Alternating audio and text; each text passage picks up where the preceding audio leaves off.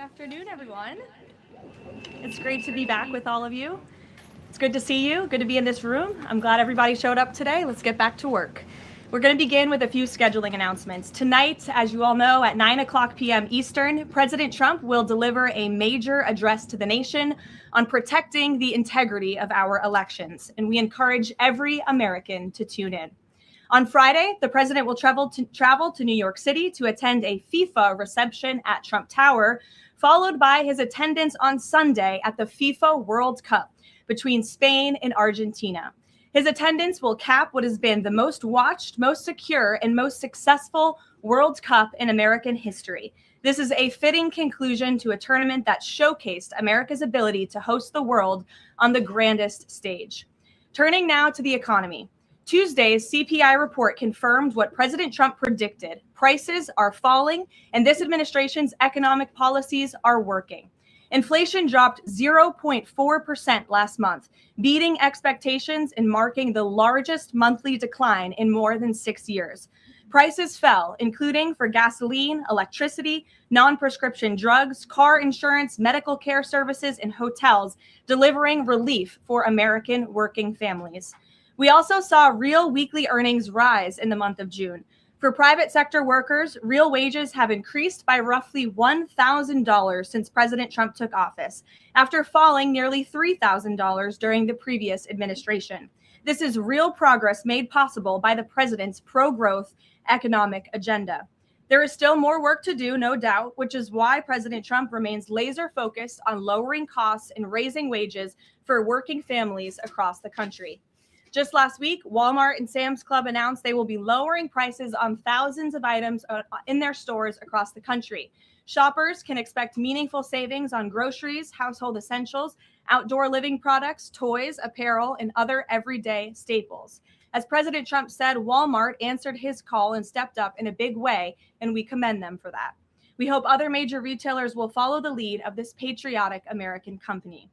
While we're on the subject of helping working families get ahead, I want to remind everyone that the Trump accounts are now officially live. To date, and this is a new stat from the Council of Economic Advisors this morning, more than 6.5 million American children have been signed up for accounts so far, including my 2 kids who I signed up during my maternity leave. There are a few things I want to make clear about this massively beneficial program that has the potential to literally transform the financial future of this country. First, any child under the age of 18 is eligible to have a Trump account opened in his or her name. This is a free investment savings account that costs nothing to open. Second, thanks to President Trump, every child born between January 1st, 2025 and December 31st, 2028 will receive a $1,000 seed deposit from the United States Treasury. Third, parents, guardians, relatives, and friends can contribute up to $5,000 per year combined for each child. Employers can also contribute up to $2,500 per year on a tax-favored basis, counting toward the annual cap. The president believes there is no better investment than in America's children. Government projections show that a child whose family maxes out contributions could see the account grow to nearly $300,000 by the time the child turns 18. This is, think we can all agree, an enormously powerful head start toward the American dream. These funds can be used for college, starting a business, or purchasing a home. This is truly a transformational, nonpartisan program. So I encourage everyone listening with a child to establish a Trump account today for your child and tell everyone you know with children to do the same. The app is also incredibly inviting and easy to use for parents at home. Finally, let's turn to the border. Brand new numbers this week from the Department of Homeland Security and Customs and Border Protection confirm that for the 14th straight month, this administration has released 0 illegal aliens into the United States. Again, let me reiterate, the 14th straight month. Not a single illegal criminal alien has been entered into our country, released into our country by this administration. Illegal crossings in June remained at historic lows, and Southwest border apprehensions are down 94% compared to the same period under the Biden administration. These numbers speak for themselves.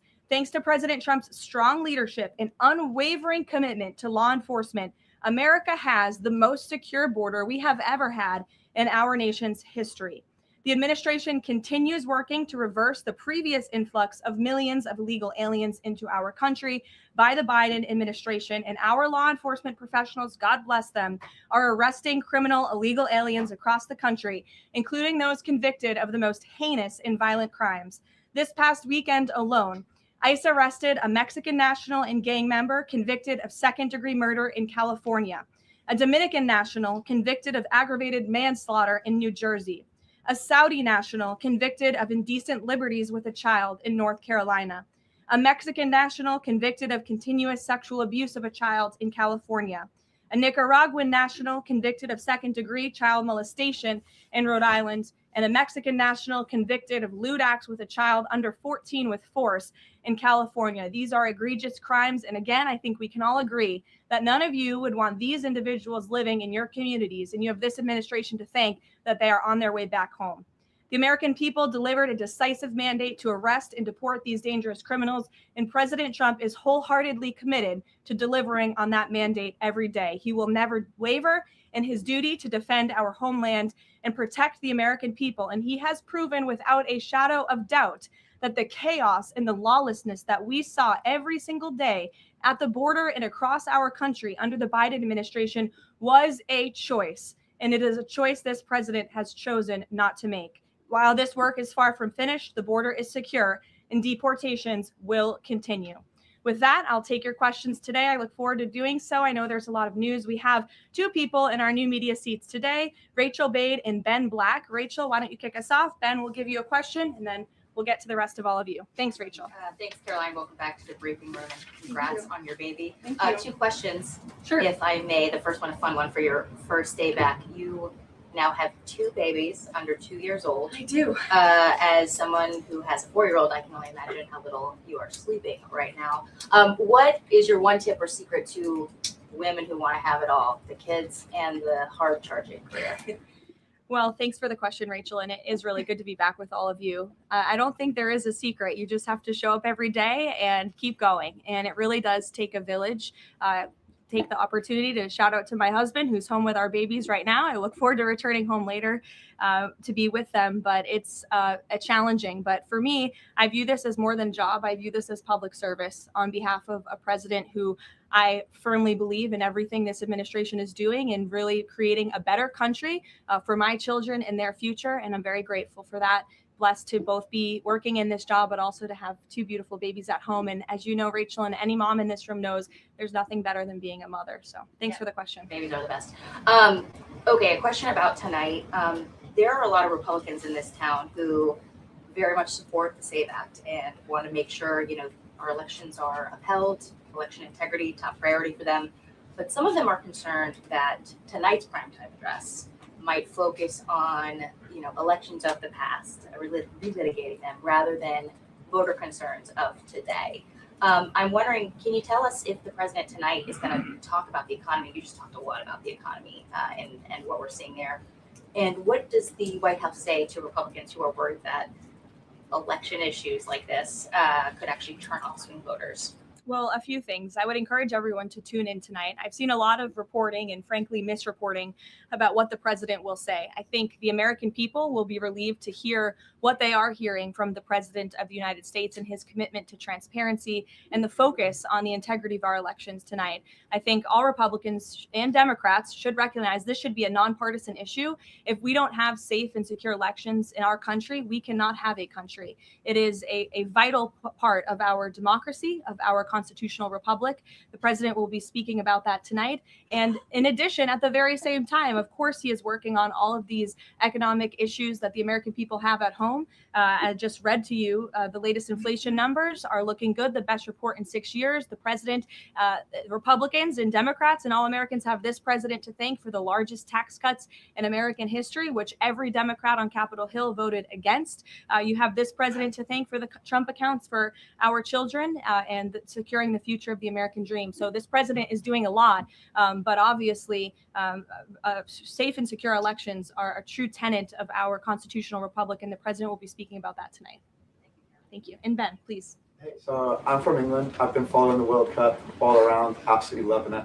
Unfortunately, we got knocked out last night, so I'd love to I'm ask sorry a for favor. the loss. I'll skip over that. Tough day for you today. Yeah, it's all good though. But I want to know, so all these football fans coming to America, absolutely having a great time. I've had an amazing time.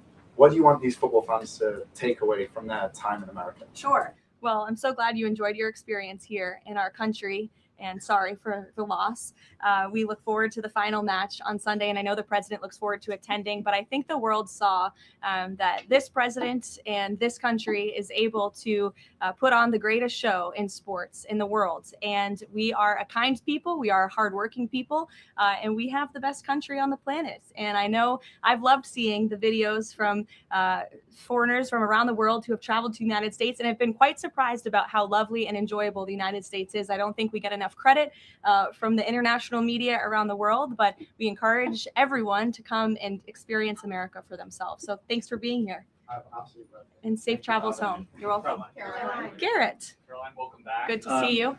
Likewise, to the degree that this speech tonight is about elections past, not elections upcoming, the 2020 election has had dozens of recounts, lawsuits, audits. 2024 election, widely believed to be safe and secure. There's not really any question about that. A lot of people look Because at it was this. too big to rig. Well, I think a lot of people look at this It's a and massive wonder, amount of votes for this president. That's why he's in the Oval Office were- right now. no one disputes that. And there were a significant amount of votes for Joe Biden, who won in 2020. I mean, I think the question is, why is the president unable to let this go?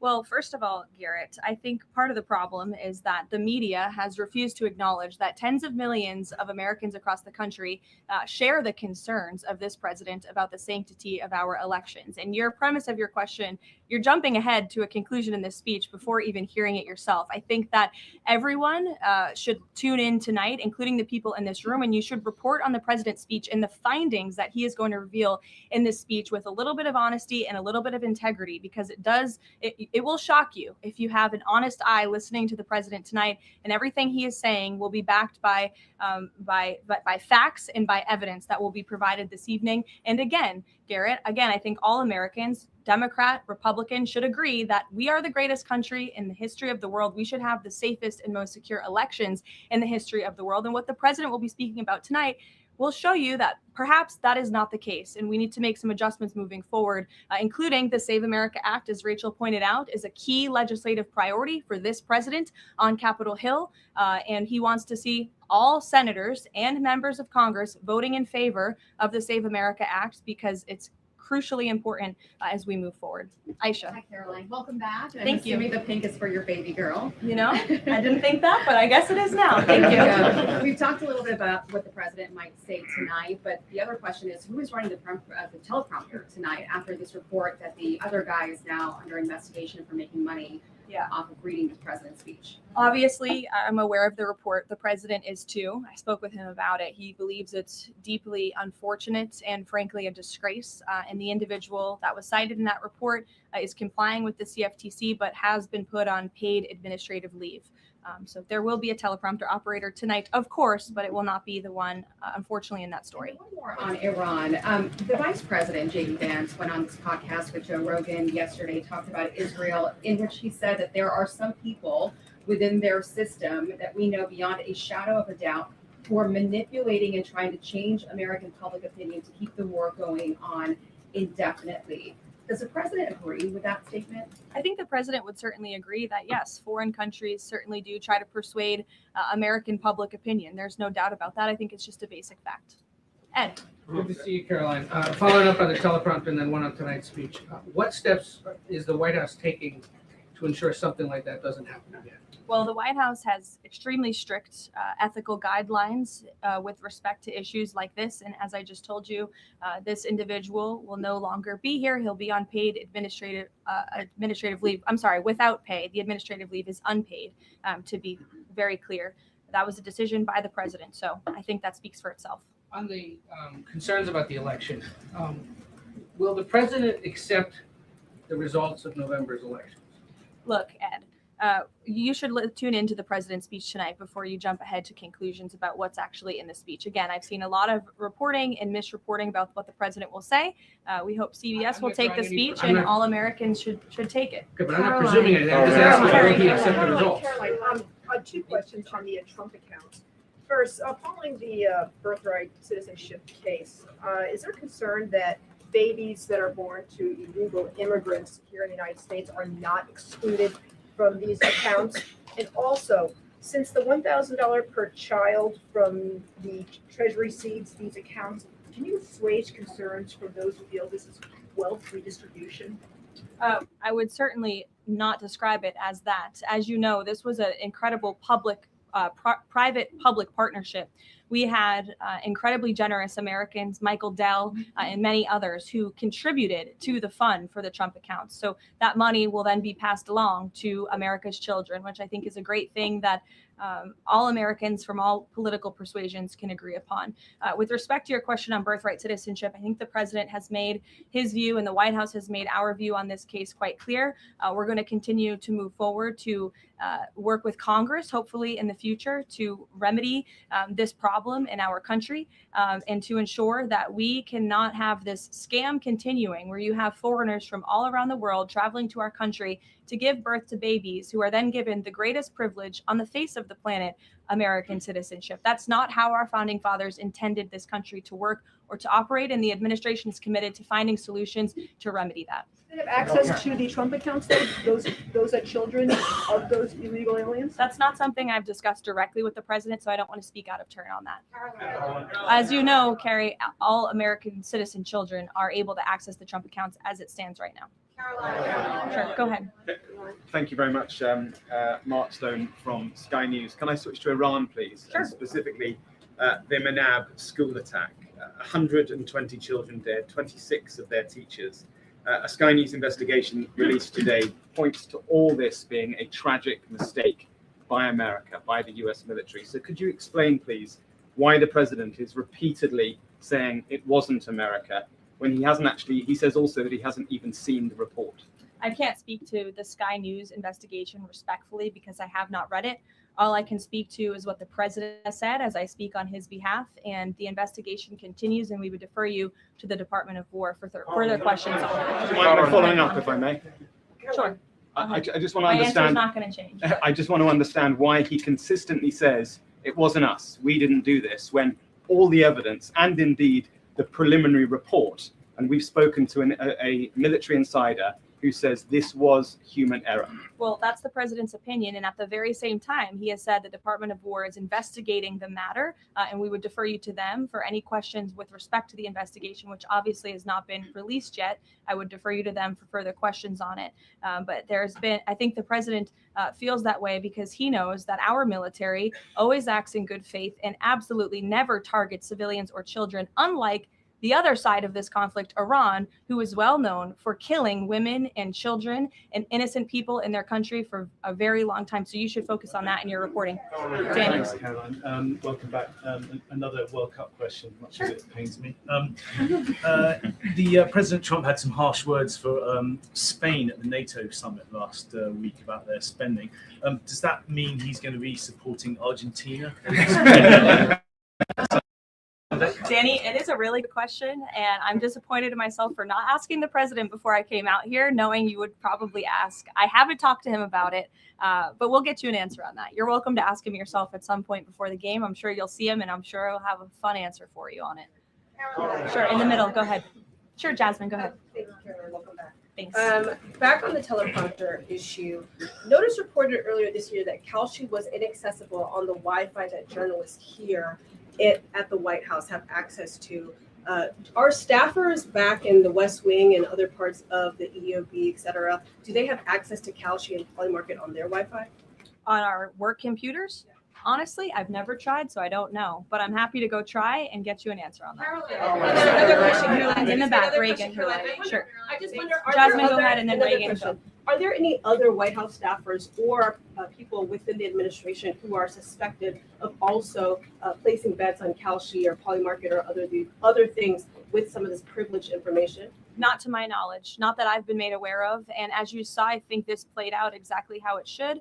Kalshi notified the CFTC of suspicious activity. They investigated that, identified the individual, and he will now no longer be working at the White House. So I think that answers all the questions on this matter. Reagan. Thank you, Caroline. I have a question for you on the Save America Act and Sure. Senator Graham, and then a quick question on Iran. Sure. Trump said in one of his final conversations with the late Senator Graham that he was talking about the Save America Act and that he felt like they were in a great position with it. Do you anticipate that the Senate is going to be more aggressive to push the Save America Act in light of the fact that it was so important to Senator Graham so close to his death? Sure. Well, since I haven't had the opportunity, let me just express my sincere condolences to Senator Graham's staff and his family. He was beloved by so many here at the White House, especially the president. And I know that the news of his sudden passing was just tragic to all of us, especially the president, who considered him a dear friend. The Save America Act, as I said, Reagan, is of vital importance to this president, and he wants to see it move forward. I understand that Capitol Hill and Speaker Johnson are moving forward with attaching as many elements of the Save America Act as possible to the budget reconciliation 3.0. Here we go. The president is supportive of that process, and he hopes that Republicans will vote for this important piece of legislation. The budget reconciliation bill not only will address the Save America Act, but also ensure important aid for our farmers and our war fighters, which the president supports as well. Brian. Thank you, Caroline. Welcome back. Thank you. On the Kalshi situation, I have just a few questions on that. Sure. This individual has been accused of making trades around the president's speeches for months. I mean, this has been going on since at least earlier this year, maybe even before that. Did the White House counsel have any awareness that this was going on with this individual? And if not, No. So if no, then why not? Is there any sort of plan in place to try to figure this out, to see if anyone else is doing this, or to track future people from, see if they're making these types of bets in the White House? Any discussions around that? Look, there are very strict ethical guidelines here at the White House that explicitly state not to do this. And the White House counsel's office makes that clear to all of us who sign up to work in government on behalf of the president. So I think there has been a plan in place. This individual unfortunately violated the plan, and therefore he's paying the consequences for it. I don't know why there's further I questions just want on to it. follow on this, but then doesn't that leave open the possibility, even though there are the rules, I mean, there's no disputing there's strict rules on this, but if there are no mechanisms in place, and then I'm not saying that there should and should not be, but if there are none in place to try to track this happening inside the White House and inside the executive branch of the government, doesn't that leave open a possibility for this to keep happening or happening again, and these result in people making bets like this inside the administration? Again, there are very strict ethical requirements required by all staffers and officials here at the White House. And if they are violated, people will pay consequences for that, as you're seeing with this case. Libby. Thank you. I have a question about Senator McConnell, but first on Iran. President Trump has now greenlit strikes on Iran for nearly every day this week. Does the White House describe negotiations more at a standstill or essentially completely over? Well, I've spoken with the president about this as recently as an hour ago. Iran very much continues to talk to the United States of America and express that they want to make a deal with us because they are suffering devastating blows on behalf of our United States military. The reason, and this is important for the American people to understand, the reason for the recent strikes over the course of the last several days is because Iran violated the memorandum of understanding that we struck with them. Specifically, in the memorandum of understanding that they signed, they were not to fire on commercial vessels moving through the Strait of Hormuz. And unfortunately, they have made the tragic decision for them to do that. And President Trump is not going to sit by and allow these active acts of terrorism to take place in the Strait without ensuring Iran pays consequences for that. And that's what we are witnessing right now. Talk to him about this within the last hour. I mean, does he essentially seem fed up with these negotiations? And can you explain why the American people should think that a deal with Iran would even be worthwhile at this point, given the fact that they broke it already? Well, look at how bad they are behaving. It just proves the president's initial point for launching Operation Epic Fury in the first place. Iran can never obtain a nuclear weapon. That's why he launched Operation Epic Fury. They have suffered devastating blows to their military and their economy as a result. The president is always open and willing to diplomacy. He is the peace through strength president after all. After Operation Epic Fury, the conclusion of it, we did move forward into a diplomatic phase, if you will. But unfortunately, Iran has since violated that. They have expressed they still want to make a deal to the president. We're talking to them. But again, the president is not going to allow them to fire on ships in the Strait without paying a consequence for that. And I think just one more point, I think throughout this entire endeavor, the president has proved not just to Iran, but to the entire world that we can hit Iran anytime, anywhere, any place. And their ability to defend themselves has been essentially wiped out because of this president and Operation Epic Fury in the first place.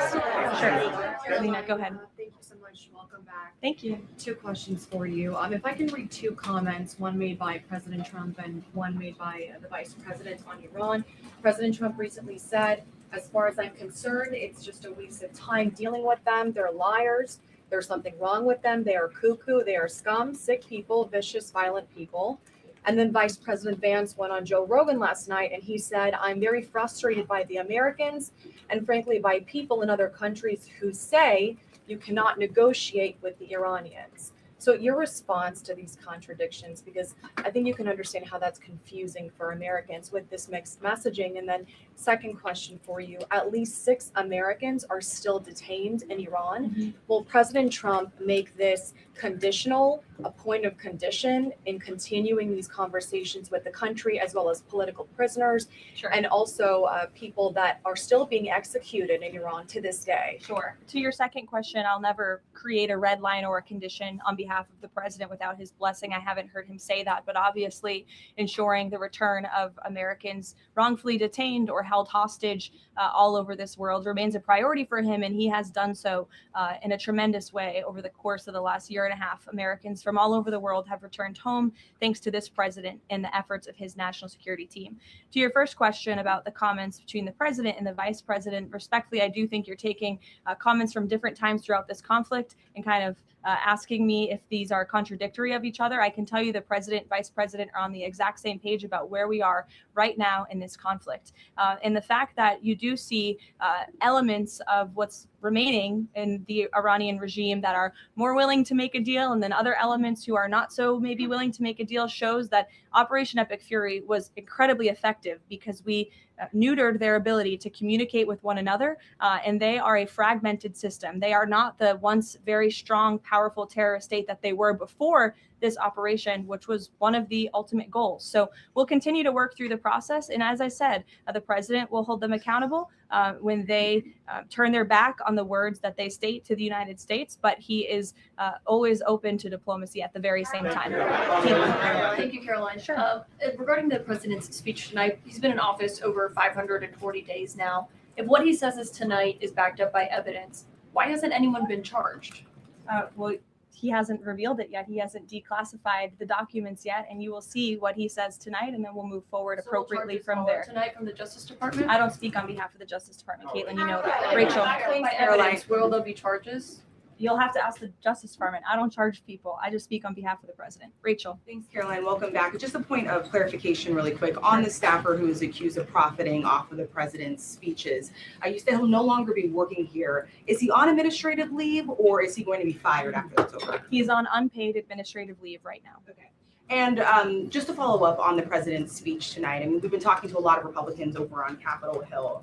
They have said that focusing on the economy is the right way to go ahead of the midterm elections. They believe that's what voters care most about. What does the president say to Republicans who think that focusing on the 2020 election, election integrity, all of these issues right now is not the right approach so close to the election? Well, again, you guys have not heard the speech yet, so I would digress with the criticism until you actually hear what the president is going to say and what he's going to say when he addresses the American public. I would also add again that the administration and especially this president are able to walk and chew gum at the same time and tackle a number of issues on a number of different subjects every single day. We see that president do that working around the clock on foreign policy, on domestic policy, all of the time.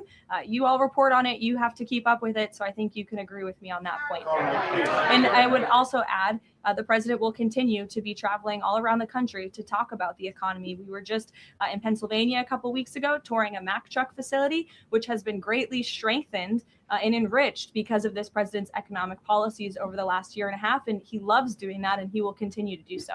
Jennifer, go ahead. We have seen with the increased strikes a real decrease in commercial traffic through the Strait of Hormuz. What is the U.S. doing right now to facilitate flows through the Strait of Hormuz and preemptively address the risk that Houthis will actually choke off the Red Sea oil route and that prices will increase further before November? Sure. Well, two separate questions. First, let me address what's happening in the Strait right now. We know that there is a blockade of ships directed by the president for ships entering and departing Iranian ports only. This has been fully implemented and is in full force. This blockade was reimposed due to Iran's inability to honor their agreement with the United States of America.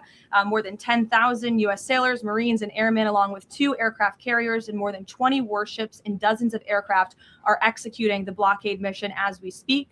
And during the first 24 hours of the blockade, U.S. CENTCOM has redirected 2 compliant commercial vessels and disabled 1 non-compliant vessel. So look, the Strait is open for ships that are not traveling to and from Iranian ports specifically, and the U.S. Navy is there to ensure that can take place. With respect to gas prices, as you know, the price of oil right now is approximately $80 a barrel, maybe a little less. Before I came out here, that's what it was at. Gas prices are down approximately 60 cents a gallon off the peak of this conflict. And the president was honest with the American people from the beginning. There may be temporary disruptions in the oil market, but what we haven't seen is what all of the naysayers said, that there would be massive increases in the price of oil that so many warned about. And that's in large part because of the president's domestic energy policies here at home to revamp our domestic production here. But also the administration has taken many swift actions to mitigate these temporary disruptions. As you know, we've released oil through our SPR, the Jones Act waiver, which has been incredibly effective, fuel environmental waivers. We also President signed the Defense Production Act to restart California oil production. So all of these very swift and mighty actions on behalf of this administration have led to a rather stable oil market, and the president will continue to do all he can to ensure prices come down, stay stable for the American people and the American consumer until the end of this conflict. And ultimately, I think Americans should keep in mind why we're doing this in the first place, to ensure that Iran, a terror state, can never obtain a nuclear weapon. Dasha, go ahead. Caroline, nice to see you back. You too. 2 questions, one on tonight and one on immigration. It strikes me listening to the conversation in this room about Iran, given the questions that folks on both sides of the aisle have about strategy and endgame, given that the United States has intensified strikes on Iran, typically in a time of conflict, when the president gives an address to the nation, you would expect him to address this conflict. Number one, will he talk about Iran? And why is that not the major topic of his speech? Does he believe that the SAVE Act and the 2020 election integrity are more important right now? Well, no, it's not a matter of importance. It's just a matter of timing. The president will be making a very important announcement with respect to the integrity of our elections. However, it is also very possible at the top of the speech, he will mention the current situation with Iran and also the economy as well. As you all know, President Trump is a man of his own word, and he sometimes is thinking about these things up until he walks out. But we have had conversations about him addressing a range of topics, and that could very well be possible tonight. Again, this is all more reason for all of you to carry the speech live and for the American people to tune in tonight so they can hear directly from the the president and draw their own conclusions. Caroline, go ahead. Caroline, sorry, I just Karen, wanted to go ahead. add the immigration question real quick. Sure, Caroline, go ahead. sorry. 3 men were killed in ICE encounters in less than a week. As a result, DHS announced that it would end vehicle stops, and then President Trump urged them to change their position. Can you confirm whether vehicle stops are back on? And is the administration doing anything more to prevent these kinds of deaths, maybe accelerating distribution of body cameras, which weren't present in this case? So a couple of things. Vehicle stops are continuing. Verbal guidance has been given to all field offices across the country by the Department of Homeland Security. The President and the Secretary of Homeland Security are on the same page that vehicle stops are a necessary tool that ICE agents need in order to continue continue their deportation campaign of the worst illegal alien criminals from our country. With respect to body cameras, I know there's been some questions about that in recent days. Over half of all ICE field offices now do have body cameras, and the remainder of the field offices are expected within 60 days. It's been a slower rollout than we would have hoped, but that's because of the Democrats' decision to shut down DHS for several weeks. So we expect to fully execute on the promise of body cams to all field offices across the country very soon. Karen. Caroline, on the parasite outbreak related to Yes. produce, can you give an update on the administration's response to this? Are there federal officials on the ground in the hardest hit states right now doing any testing of production facilities or farms to try to figure out where this outbreak has started? Sure. Well, what I can tell you, having been back at the White House for just a couple of short weeks, I've been in meetings on this very topic, and I can tell you the White House is closely monitoring the situation, has a handle on the situation. We're committed to providing the CDC and the FDA the resources that they need, and we urge all Americans to follow CDC guidance on properly washing and cooking raw ingredients to prevent this foodborne illness. As you know, there has been an unusually high number of cases. There are typically thousands of cases of this outbreak every year, but there has been an unusually higher number, and that's why we're working with the FDA and other partners at the federal, state, and local level to increase detection methods, provide the guidance, and then also, most importantly, trace the outbreak back to its original source, which we are currently in the process of doing. And with the lack of permanent leadership at the CDC and FDA and any funding cuts, has that slowed the response to figure out where this outbreak has started? No, we've talked to the CDC and FDA specifically about that, and not at all. They have the resources they need to make sure that Americans are fully informed and protected from this illness during this time. Caroline, please. Caroline, welcome back. Thanks. Last year, the administration signed a critical minerals deal, mining deal with Kazakhstan for a little-known U.S. company. It was an agreement that President Trump and Howard Lutnick got tentative approval for with Kazakhstan's president in September. 6 days before the deal was signed, which was in November, the president's older sons with other partners took a 20% investment in a company related to the deal. What did the president know about his son's involvement in this arrangement, and when did he find out about it? From my understanding, Maggie, nothing. I've spoken to the president and his family about this. They would absolutely never do anything that would put the president in a place of a conflict of interest. And we have timelines to give you and to provide you, which we did to the news media at the time when this story broke, to prove that very point that I just made. Sorry, just 1 second. So the president did not learn about it until it was in the media? That was when he found out? That's my understanding of the matter, yes. Caroline, Go ahead. Thank you Carrie, I'll go to you after just. Thank you. Sure. Thank you. Go ahead. Me? Why don't we just? Okay, thank you very much. Great. Starting in the back. Very welcome back. Okay. Thank you. Yesterday, Iran launched a drone attack against U.S. facilities in Erbil, threatening American personnel and the Kurdistan region, one of the American closest partners in the Middle East. What is your message to those responsible? And are you still with your loyal ally in the Middle East and at least helping them to defend itself?